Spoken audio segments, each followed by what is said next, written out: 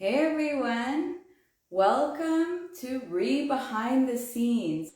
I am your host, Diana Lizarazo, and our guest speaker is Sarah Coupland. Our guest speakers come on to share with you their experiences on their real estate projects. And so with Behind the Scenes, we get to talk about the project they're working on, this real estate strategy, how it works. We get to also talk about the numbers.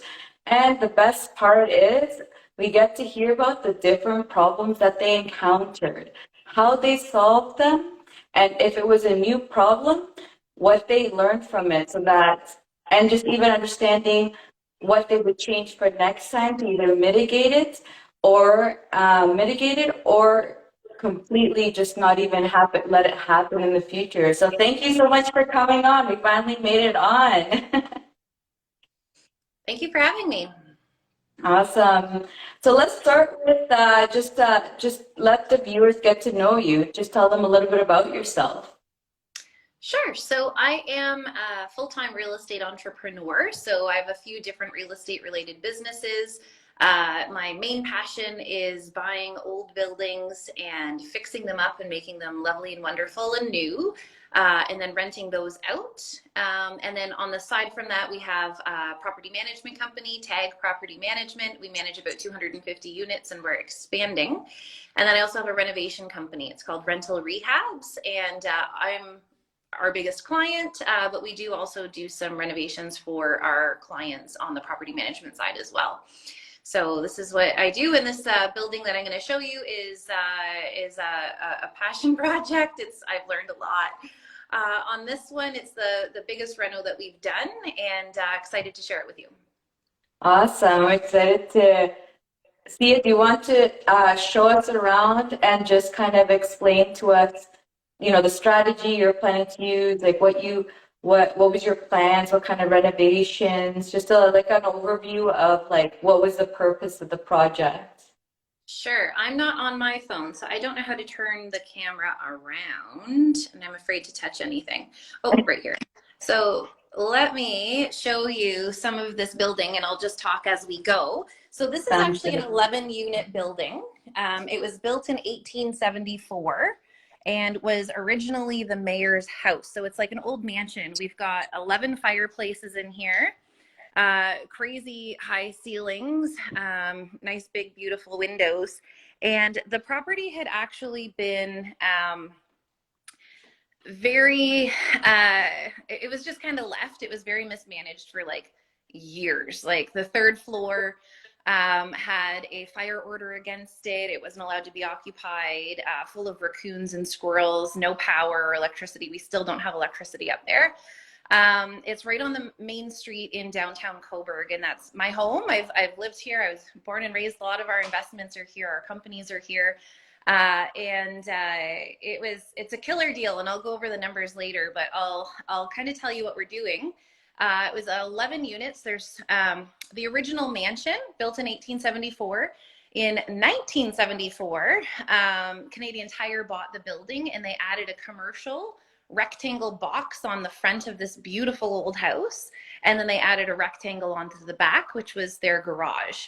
So we have 3 commercial units at the front, which we've renovated office space for my staff and I to be in. So we're actually operating out of this building. And then the garage at the back was a couple of units, and we've gone through and we've rented. Those were pretty simple renovations because they weren't so old. I'm going to show you 2 floors of the main building, and we purchased this. And when I say we, it's my husband and I, Jamie. We purchased this back in February of 2021 with a 2-year plan, and delays. We finally are submitting for our final set of permits right now. So you'll see as we go through, we've done some things to try and get these units ready. And as soon as we get our permits, we're going. We've got plumbing and HVAC coming next week, and electrical getting started, and I'm really excited about it. So I'll just give you a quick walkthrough of this project. So this is 1 unit, and it's huge, and due to the layout and where stairs are, what didn't make sense to actually turn this into smaller units as we're doing with some of the other parts of the building. So this is the living room that we're standing in, and it's quite large. And we are reconfiguring the back here. So this whole section, it was two very poorly laid out bedrooms with a weird wonky kitchen and the tiniest bathroom I've ever seen. So we've come through here and we've already framed it. We don't have our permits yet, which is why we've only gotten to the framing, but we're pretty much ready to go. So we've reconfigured. The kitchen was over here in the corner. But to accommodate better bathroom and bedrooms, we're moving the kitchen here so it's nice and open concept in the middle.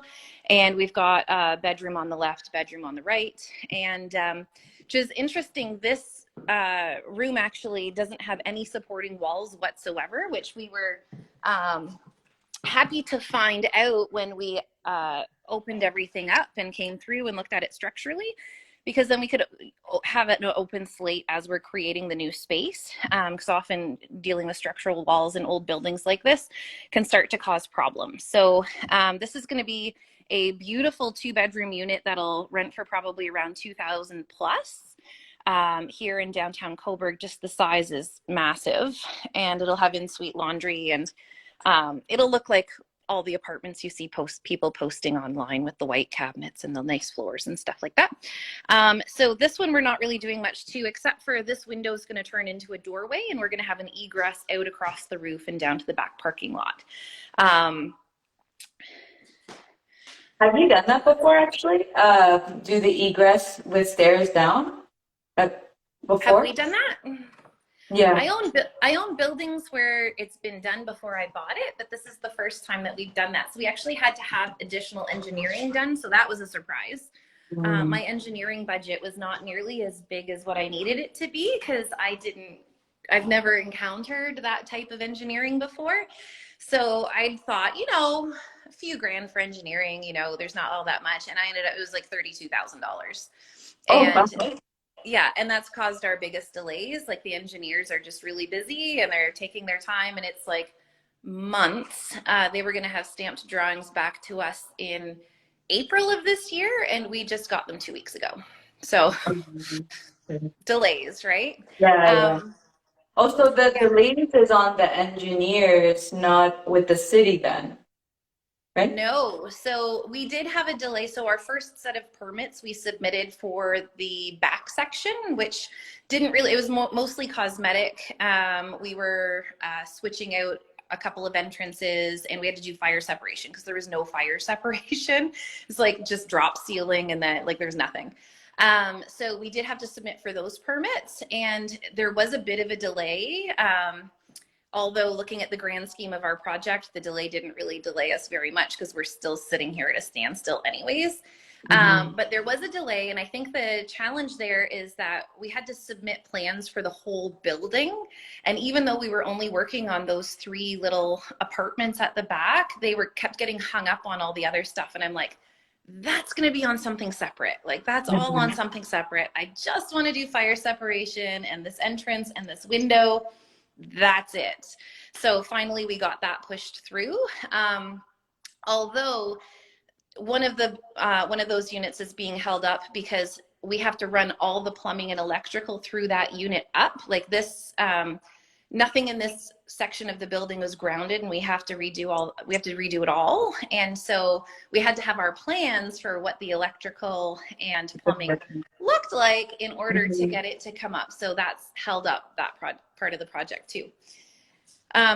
This section I'm just going to show you now was actually another giant apartment on the same floor, and we're going to convert it to a it's going to be like 2 bachelors. One's going to be like a nice little small bachelor, and then the second one's going to be more like it's going to have the feel more like a 1-bedroom instead of a bachelor. I'll just turn that around and I'll show you.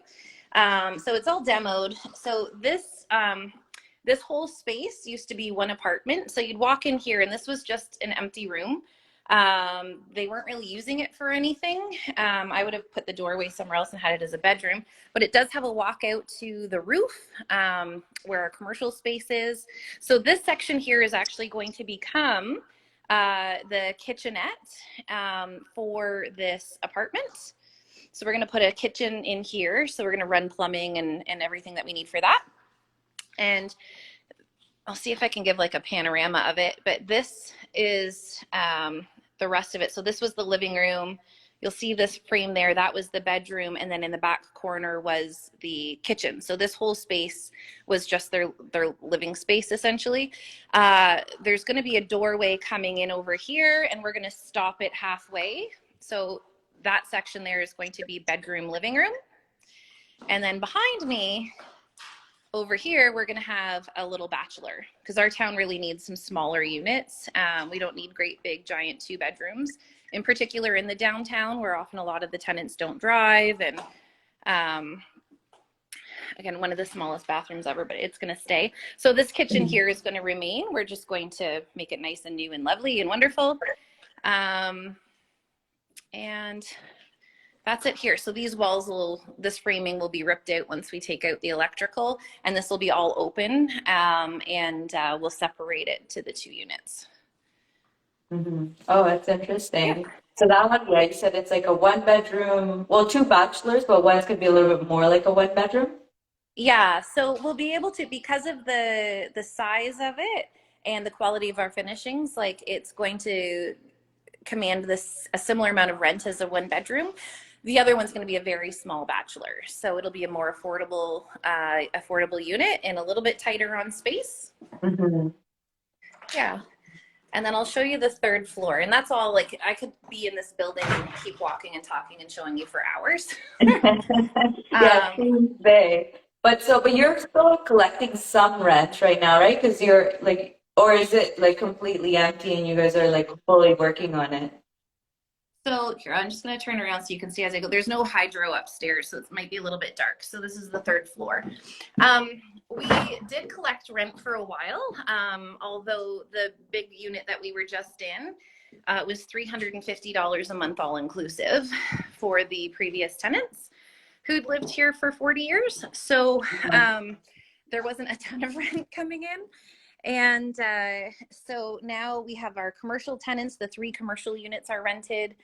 And we did take the tenants who were in that big unit, and we finished one of the other units and moved them into it, and their rent got increased. So they're still getting a deal. They're getting about $600 off a month, but they get to stay in the place that's been their home for 40 years, right? So that was kind of a win-win that we found. The other tenants, we used cash for keys. We have 1 tenant still remaining who is ignoring his N13. So we're just waiting from the landlord and tenant board to get us a hearing date. So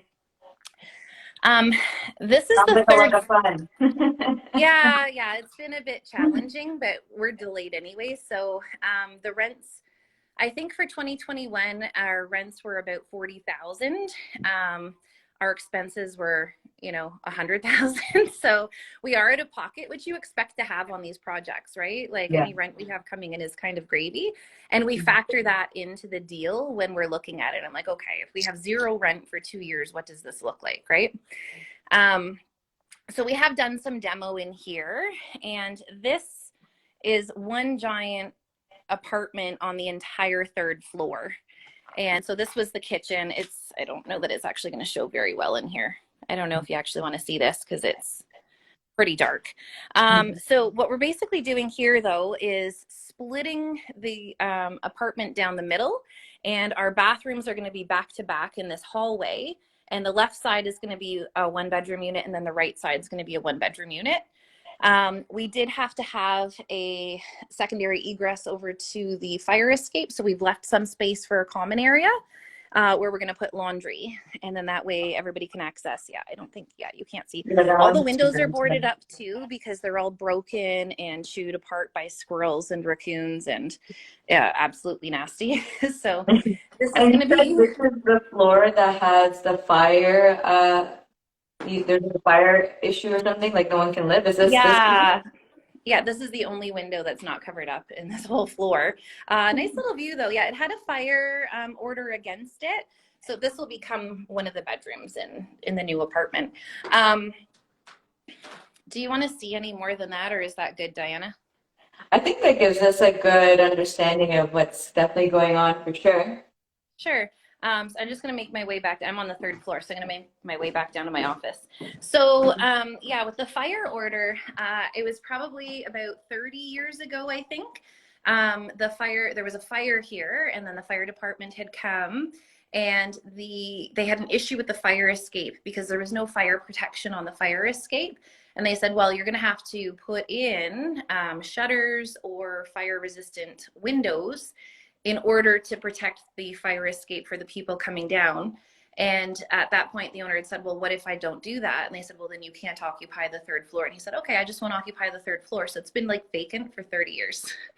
Oh, wow. Just because of not fire protecting the fire escape, which honestly, the place needs new windows anyways. So we're going to do that. And then we can occupy the third floor, which will be nice.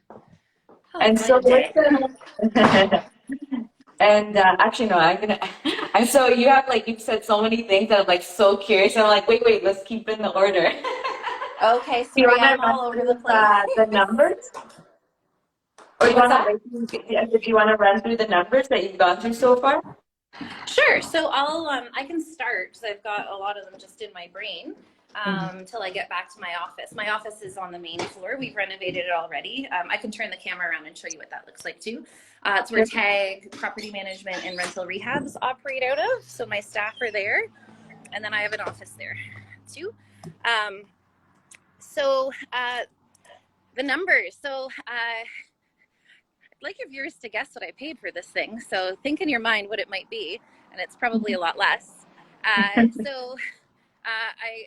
got an accepted offer on it at $700,000. So this is coming into my office. We just got our new sign.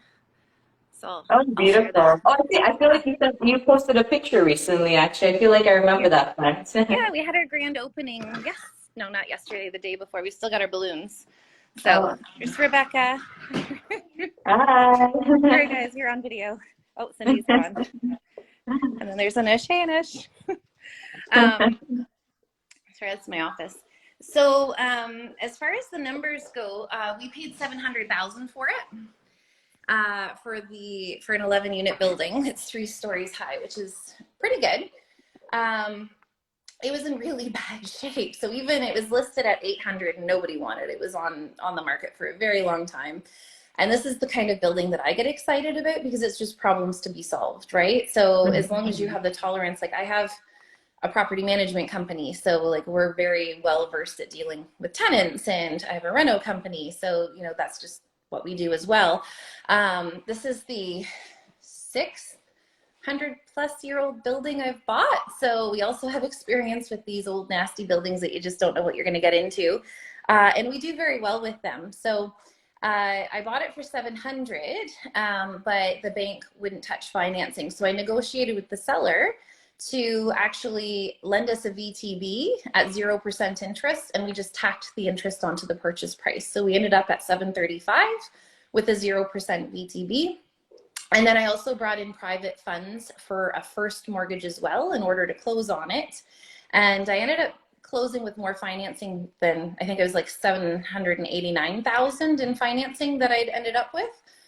So I overfinanced it because the appraisal came in higher, and when you're working with private money, there are a lot less restrictions. So what other numbers do you want? I've got them all here. Actually, let's go through you already told us. So the permits, like all the expenses, I guess, so far, because you said like permits so far to date or any more, but at least to date, there's 35,000, you said? Oh, that was for engineering. My designer was another 8,000. And that's like, we often do projects where we're just going in and it's cosmetic. We're not doing a whole reconfiguration where we're adding extra units and we're removing walls, and we're doing this is the biggest project that we've done to date. So my expectation as to what I would be paying for design and engineering, as well as the timeline that's associated with that, was very off. So I learned a lot that way. So what was your expected? What did you expect? Like initially, so you bought it for 700 or 735, and then you expected your time frame for renovations to be? 2 years. So I'm super 2 years. conservative. Yeah, I'm Yeah. super conservative in everything that we do. So the actual renovations are going to take a lot less than that, but I factored in a whole bunch of contingencies. And depending how quickly we get our permits back, we could still get it done in that 2 year period. I think it would be tight to have it done and fully occupied and refinanced. So we're going to be cutting it very, very close. If we get a delay at the town for these permits, that's going to delay us Mm-hmm. further. So learned a little bit that way. So we need an extra 6 months. I'm factoring. I think we needed probably an extra 6 months to be able to be in a position where we've got all of the revenue coming in, where we can then go and refi with the bank. Private lenders, like the private lender who put the first mortgage on this place, I've done a number of deals with them, so I don't think that we're going to have an issue to extend, which is really nice. It's at 8%, which I factored in, and I'll give you some of the numbers too. I'm not going to do all the math for you though. Oh, no, no, no, yeah, I don't have to do any Unless you want me numbers. to do the math, but it's pretty simple. Once you look at the refi value, the after repair value of this building, like if we pay 8% interest for another 6 months, it's not really a huge deal in the grand scheme of the project in total. Mhm. The other thing is I had initially put a budget of about 400,000 for the building. And it was a rude awakening when my first window quote came back well over 100,000 for just the windows. And then I went, Oh, wow. okay, this is different. Like because we're downtown, they have the Heritage Committee who has restrictions. So like in some of the old buildings that we've put windows in before, there hasn't been much in the way of restrictions for windows. But here we're looking at replica Mm. windows, and they're really trying to push for wooden replica windows, which are extremely expensive. So that's something that I've learned and now factored in. So our budget has gone from 400 to close to 800,000. Oh, Um, wow. which is okay. I know that if this was a new deal for us, or if we were not in a position to fund that, then, that's something that could really jeopardize somebody's project. Or For us, scare you though, away from it, right? or scare you away well, it's too late because by the time we figured all that out, we were in. No, but I'm saying I feel like if you weren't as experienced, you Yeah. may even think just like cut the losses and go. Whereas like at least Yeah. with your experience, you're just figuring it out, right? Like you're just like, okay, let's work with what we have and just, make sure we're still winning, breaking even, or just knowing what the situation is. Yeah, exactly. And so of course, like doubling our renovation budget impacts the profit at the end of the deal. But we are actually now adding 2 extra units to the building as well, which I had not initially planned to do. So it sort of offsets it, and the value of the building after it's completed like far outweighs that 400,000 difference. So I think that we're going to be sitting okay regardless. And like that, I mean, like, 'cause you're planning to keep it for a long time anyway, so you will make up that money, just maybe longer than you expected. Yeah, well, we had an appraisal done based on the numbers that I had submitted back in 2021. Looking at what our net income is going to be now with, a 5 cap rate, the after repair value is 3.4 million. Hold on, let me just pull it up because financials. Yeah, it's going to be about 3.5 million is going to be the after repair value. So like if you do the math, like So you are still okay then. we're doing pretty okay on it considering Yeah. what we paid and what we're putting into it. Our carrying costs are about 100 grand a year. But I factored that in as well anyways. So when we go to refi, any money that we put in, we're going to pull out, and then we're going to have a nice chunk of funds to go and do our next deal as well. Awesome. That's great to hear. And it's great like that, like you see that problems come, but I mean, like that, like I feel like you took it on, but you have the experience. So when you have the experience, you're taking on these kind of bigger projects or different kind of projects, you kind of start learning, right? That it's just like you just have to solve the problems and it will happen and you have to, like figure it out, right? And it's just like, as long as you keep Yeah, on finding solutions to the problems, you'll figure it out. Yeah, and it's like just being able to pivot too, right? Like we've been through a lot of renovations as well, and we've done old buildings.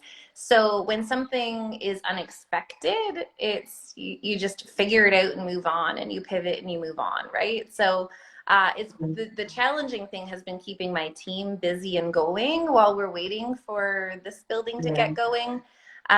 So we've been doing other side projects for our clients. Um, I feel too, one thing that I've learned in this whole process is that I typically GC all of our jobs. And when we're renovating a triplex or a fourplex, that's not such a big deal. If we're doing like a secondary suite, I can do that. On this building, the other thing that's kind of held up our timeline a little bit is me, because I'm not just only a project manager. I'm managing a property management company, and I'm managing a renovation company, and I'm managing our portfolio. We've got 50 units, managing investors and all that kind of stuff. And I like to take my summer off at the cottage. And and my work day ends at 3 when my daughter's done school. So like I don't work evenings and weekends anymore. So my time constraint has actually probably been one of the biggest lessons here. And I had a meeting with my coach yesterday, and he's like, Sarah, you just need to, if you're going to keep doing these big deals, you need to just bite the bullet and hire somebody who's highly experienced. Mhm. So I talked to a staffing agency yesterday, and we're hiring like an actual construction project manager who can actually do these things a lot better than me, because I probably And should have be the GCing. time because that's your full-time job. Yeah, exactly. Because, if there's a hold up on something, it's probably because of me and my schedule, right? Aside from, permits and design and engineering and all that kind of stuff. And I hold it up as well. And I had actually brought on some assistants and tried to train people. But unless you have construction knowledge and unless you know how these projects work, it's not something that you can just jump into. So those bringing on an assistant hasn't really been successful for me. So I'm like, you know what? I just need to go and hire somebody, and then we can do more jobs like this all at the same time. Mhm. Mhm. That's Yeah. awesome. What about, so have you ever dealt with a heritage home, or was this the first time you're dealing with a heritage home? So we've had old heritage properties before. This is the first time we've had to deal with the heritage committee and their requirements. Like even to put our sign out front, we had to get approval.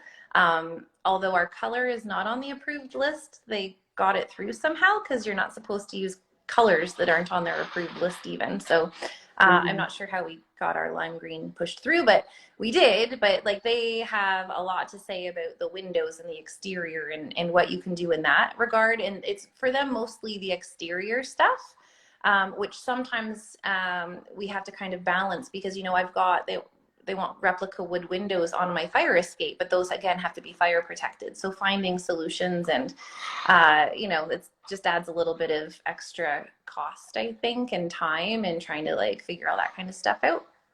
So Mhm. learning as well, dealing with the heritage requirements on this building. Yeah, Mhm. for sure. Yeah, that's very interesting. It is. I've always heard the ones yeah, because I guess there's, I don't know if you define them differently, but there's, yeah, the some the city that define as heritage, and there's others that are, just like super old, but they're not, like the city doesn't, I guess, want to, or doesn't, like, maybe has no significance for them or anything, that they don't like classify it, that they want to maintain it as a heritage home. Yeah, so it all depends. Everything in the downtown core has heritage designation, so they have to meet the requirements. And then there are other particular houses through town that they have declared historical, and they have historical significance. Otherwise, you don't necessarily have the heritage designations applying to you, and their restrictions and their requirements. So this is a bit of a learning curve here too. And like there's if you could get in a time machine and go back to 1974, don't sell it to Canadian Tire, because basically, like, you've got this big, old, beautiful building with a giant box on the front. You can't even see the big, old, beautiful building. So, it's kind of interesting that they're going to get sticky about what my windows look like when, there's this giant Yeah. commercial space on the front. So, trying to balance that is interesting too. Yeah, that's The, very interesting. the other thing that was really interesting with this building is like we often in the past have worked a lot with joint venture partners, and we've done buildings like this, not quite to this extent. We've had buildings where we've turned over tenancies sort of on more of a slower schedule, and we've renovated the units and sold or refinanced the building, stuff like that. None of our JV partners wanted to touch this building. So I I had feel like I people come remember through you and telling me this last time. yeah, like they came through and they're like, okay, well, we'll lend you money on it, but like, I don't want to own this piece of crap. And it was really discouraging at first. And then when I ran the numbers and I thought, oh, okay, so I get to keep 100% of this profit. Okay, I can figure it out. We can do private financing. So it opened my eyes a little bit to being able to do things more on our own versus using JVs all the time. You know. 100%. Yeah. And what about so you're talking about the permits. So were they also expensive because of the heritage I don't know what you call them, but they needed to also, I guess, go through the permits too? Or what made it so expensive? Yeah, I'm just curious. Well, to be honest, I actually didn't really know what I should be paying for that, and that's just the bill that came. So I think knowing a little bit more now and having had some of my friends who do this kind of thing look at it, I might be a little more price conscious in hiring an engineer. But at the same time, with this old building, like there's a lot. Like when you're doing 11 units to 13, so we're adding hydro, we're adding plumbing, we're adding meters, we're adding all of this stuff, adding HVAC. So there's that addition. We're also removing some structural walls. We're creating new entryways. We're adding in a whole H. So right now, well, not right now because it's not on, but this building is heated by 4 giant furnaces. And three of them died over last winter. And so my handyman, who's very skilled, very craftily rerouted the duct work so that the places that were still occupied at that point could have heat. And we crossed our fingers that the fourth one wouldn't die. So we have all new HVAC. We're taking out all of the duct work. We're putting in ductless split units. So everybody has their own heat on their hydro bill that I'm not going to pay for. And they have AC as well, which helps us, give an extra level of something that tenants want, right? That takes it up a little bit of a level when you've got AC. So they had to plan out all of the ductless splits and how those are all interconnected. Yeah, everything was kind of a mess. So there was a lot, like they had to plan all the wiring, all the fire separation, because there's like no fire separation. And also you saw those ceilings in there, it's like basically plaster.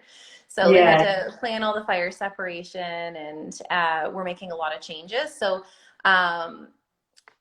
there was a lot, I think, involved because it is a 13-unit building. It is old. We are doing everything on it, but we're working with something existing. Yeah, so is it 32,000 maybe? That's what I'm paying. Oh no, So it's very interesting. Because it's a full gut job. You're just redoing the whole inside of the house. exactly, yeah. And even what we're using as our workshop right now is just here behind my office. It was this really weird 3-bedroom apartment. Like the bathtub was in the closet, and then the sink and the toilet were in a different closet. Oh, And there were 3 little bedrooms, but no windows, no windows, no doors. It was really strange. And in order to let the natural light come through, we actually have to knock out this great big old stone wall. And so like they had to engineer that, right? Like you can't just go in and knock out this giant wall. So like looking at like what's downstairs, like what kind of a beam we have to put across, they have to engineer the specifications of the beam. And then that way we're able to actually put additional bedrooms in because we can have the natural light flow through. And even though the bedroom doesn't have a window, if it has the natural light requirements, then it's okay. So they had to do all that kind oh, of stuff. So yeah. Oh, that's very interesting. And and you didn't have were all the units, the existing units separated? Do they have their own separate meters, or that's something you guys are adding in now? Yeah, so they did actually have their own separate hydrometers. So that was really nice that, you know, the meters are there. Fuses, so we're switching those out. But and for the three that are at the back and then the three commercial at the front, they were done much more recently, so we don't have to switch the wiring in these ones. In the original section of the building, everything's getting rewired. Mm-hmm. We do have to bring a new 200 amp service in to be able to accommodate. We've got some new, the two new apartments. We also have all of the units coming in with now having electric heat. So that also has a requirement that we have to meet for electricity. The other thing too, in adding the units, and maybe going back, I wouldn't have decided to add the units, but because now we're adding units, we have to meet today's requirement for water service, and our water service is too small. So I just got a quote for that. That's 25 grand just to go and put in a water service, not including excavation or engineering. So I've been trying to reach out to my engineers and get them, because they need it engineered, what's going to happen. Not getting back to me. So I've got a new guy who's going to come and he's going to engineer that for us just so we can get it done. But yeah, it's And what does 25 that mean, grand. sorry? For the Sorry. viewers, what does that mean? What, just for the service, as in like for the meter?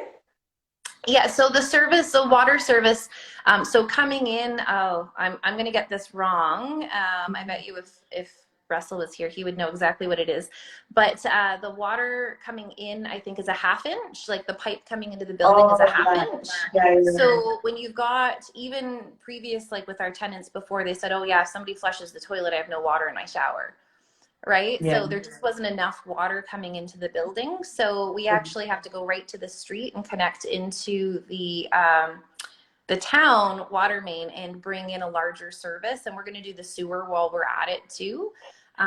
So we have to do that. And then we're actually separating the water. So it was included. We're separating all of the plumbing, and everybody's going to have their own water meter as well. In Coburg, we're able to do that. And then our tenants can put the water in their own name. They'll have their electricity and their heat. They'll be responsible for that. And then that just makes it a better figure on our net operating income, because it's not anything that we like. It's a consumable thing, but you can't control it very well. So Exactly. if the tenants are paying for that, then that helps our bottom line too. Mm-hmm. Oh, that's interesting. Yeah. Actually, I'm assuming because you deal with a lot of older buildings or houses, have you dealt with that before? Because I know, for example, we bought a house that we sold already, but one of the things that it needed was actually the water service upgrade, because exactly what you're saying, bringing in the pressure just like disappeared, no pressure at all. So like the water wouldn't run in certain places. We've never had to do the water before, but we have had to replace our sewer, because we've had sewers that have had problems. Like we've had a triplex that we did a few years ago. And it's the foundation was one of the oldest buildings in town. It used to be a church, like way back when, and then it was like rebuilt on this existing foundation. And we came very quickly to realize that the sewer was damaged and blocked. So we had to excavate and put in a whole new sewer line. But we haven't had to do it for the water before. Mm, that's so interesting. Any other things that you'd like to share that were problems that you encountered? I think I'd love to have you on once you finally finish it. It was nice to have you Yeah. on again to like see the final product and see, like where everything landed. But any other final Sure. problems that you kind of want to tell us about? Cool. Oh goodness, I don't know. We're downtown Coburg. We've had a lot of people we had squatters in here. So you have to Oh, be yeah. careful when you have a vacant building too, right? So like one of our tenants that we moved along, they had friends who came, and they went up our fire escape and across the roof, and they broke in. So they broke a window and came in. So that was interesting. So we had to deal with the police, and so we put up security cameras and things like that. So yeah, with a vacant building, like the whole place is empty, it's important to have a security system so that you can kind of see who's coming and going, or if there is a break-in or something like that, or vandalism, then you're able to have record of that. So we figured out a system here. So that was nice. Although we still get people who come and hang out on like our entryways. So we're trying to find ways to not have people hanging around so much. What else interesting? Oh gosh, like there's so I could go on and on, but I can't think of anything else right now that I haven't covered. No, no, but it's good and it's very interesting. Actually, it's a very good point about vacant buildings like that because it is true, especially if you are working on. Oh, sorry, especially if you are working on deals where like renovations are taking time because of permits or whatever the delays are. Because I know, for example, same thing with my husband. Like he puts up cameras also for the fact of like, because he needs equipment there, and and you know you don't want your stuff being stolen in the middle of the night. So I remember there was one, and this was for an investor friend, and their house was in a really bad area, and he was so worried about his stuff being stolen that we bought an extra set of cameras just for the room. So he had Yeah. cameras all outside, or they had cameras all outside of the investors or in certain areas. But we even took in our cameras and put it in the room because he was just so worried that like people were going to break into the place. Yeah, and it does happen too, right? And like if you add up, like we have like our room in the back, like it's full. Like we have so much equipment that and then too it actually comes into this office and we've got all of our computer equipment and everything like that. So you just have to be really careful because you never know. And especially in particular being in a downtown location, there's people walking by all the time. Like if you're in an area that is a little bit more remote or you know out of the downtown core, this is the actually we bought two buildings on the same street. Actually we bought a fourplex down the street at the same time, but it was turnkey. We didn't have to do anything to it, so it's good. And actually that's a strategy that I like to do too. So we bought this fourplex, which cash flows very well, in the same company that bought this building. And so it actually helps to buffer on the cash flow side of things also. We often do that if we've got projects happening so that they can kind of help carry. But yeah, if you're downtown or you're in an area where people walk through frequently, or you might have, you know, people hanging around, definitely being very cognizant of your things and making sure, like I left one night here and I just went to check and like our guys hadn't locked the back door. I'm like, oh my gosh, like once we close, like people come and hang out on this landing. And if this door going into our workshop is unlocked, like goodbye everything, right? Like, so 100%, yeah. Yeah, it is very crazy. And especially like you said, like downtown, right? Because I feel like in downtown like that, I feel like the chances of squatters coming in probably a lot more, you know, because it's so densely populated that, you know, usually those kind of people would want to be in like downtown type areas because there's lots of like little places to kind of hide and stuff like yeah, that. they like to hide at our building. So we're trying to dissuade that. So, and I'd like to really have these people moved along and not hanging out here by the time we get tenants coming in, because you know, it's not luxury, it's not super high end. Like we do very nice apartments, but you know, especially downtown and kind of what we have here, like they're kind of like A minus, not A or A plus. They're like A minus quality, but they're not tenants who would be okay with people just hanging out on their front steps. So we're trying to, by the time we get tenants here, have people not hanging out here anymore. It's been a year and a half and we still, like yesterday, had a whack of people out on our back step, like working on it. You know, actually, I mean, I don't know if this is a very good tip, but just for even other people, I actually knew someone where they happen to have like their corner drug dealer, not theirs, as in like that street Yeah. had a drug dealer on it. And literally when they went to they actually paid the drug dealer to move to like another section. So they like start coming on the street and they give like while they were working and everything, like they just I don't know, they give like weekly or monthly, I don't know. They're like paying him to like do his business somewhere else. Oh my gosh. Well, it's not a bad idea. That's why I'm kind of saying it. I'm like, We maybe you have to can do use a that. version of that. Yeah.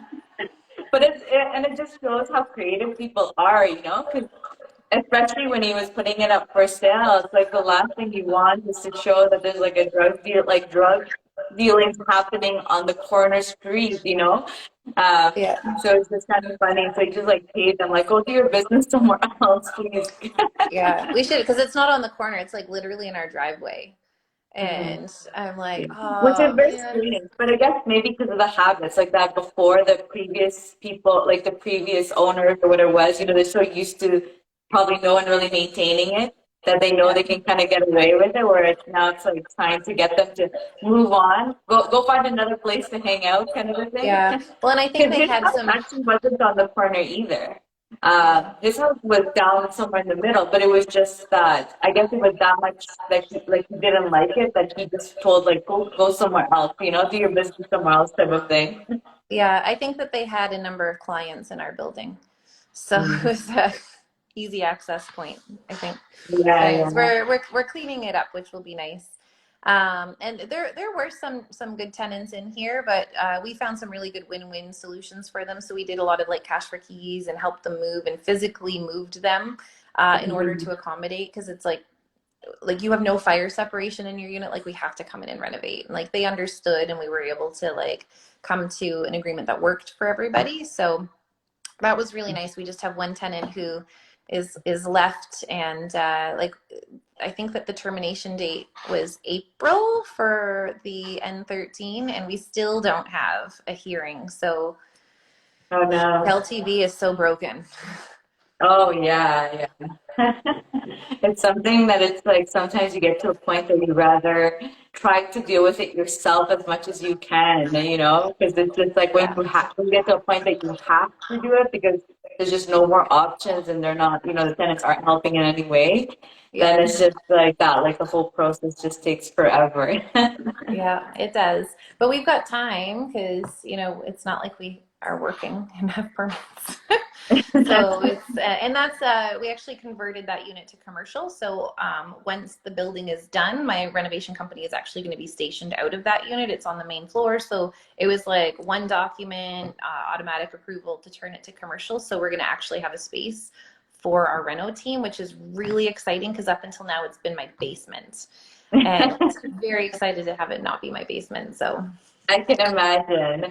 I mean, you know, having someone that lives in my house that does renovations too, it's a very yeah. messy business. Yeah. That's awesome. Thanks so much for sharing. Would You're you like welcome. to give 2 tips to viewers for this kind of project? Oh, 2 tips. I'd say tip number one is if you want to get the sort of returns that you get on these projects, but you don't have the expertise or the time or the knowledge or anything like that, look for somebody else to do it, because I can see in many different ways along this project where it could have really hurt other investors who maybe wouldn't have been quite as um, thick-skinned or able to pivot and move as quickly as we've been able to. Like, this project's great for us because we are set up very well for it, but I think you need to be set up very well to do this kind of thing. Another Mhm. tip on these kinds of projects is to really plan and over budget. I'm really conservative, and so I over budget already, and I was way off. So And I think that's um, always the problem with new things. You know, something when you're, I feel like it will always happen when you dive into something new. Like, yes, it's like your area of expertise, but still, like you said, it was bigger and you hadn't dealt with like the heritage downtown and just so many different things that I feel like with that you can like that over budget, but at the same time, it's just like you kind of can't because you just don't know you know, it's when you're getting into something new. I mean, I feel like the most amount of failures happens on the very new things. Like you do something new for the first time, you're gonna fail your way through success, you know? Yeah, yeah. And you don't know what you don't know, really. Hmm. And when we buy buildings like this too, like I'm not going to pay retail price for something like this. Like us getting this place for 735,000 it's a steal and it makes our deal work even when we have to double our budget, right? So Mhm. I suggest that if there's a project to this extent, that it's purchased at the right price. Like I often see people overpaying for Mhm. deals just to get into a deal. But if Mhm. you have mishaps and you have to double your budget, you make no money or you're out of pocket or there's issues. So really finding a deal that is actually, priced appropriately is important too, instead of just, jumping into anything.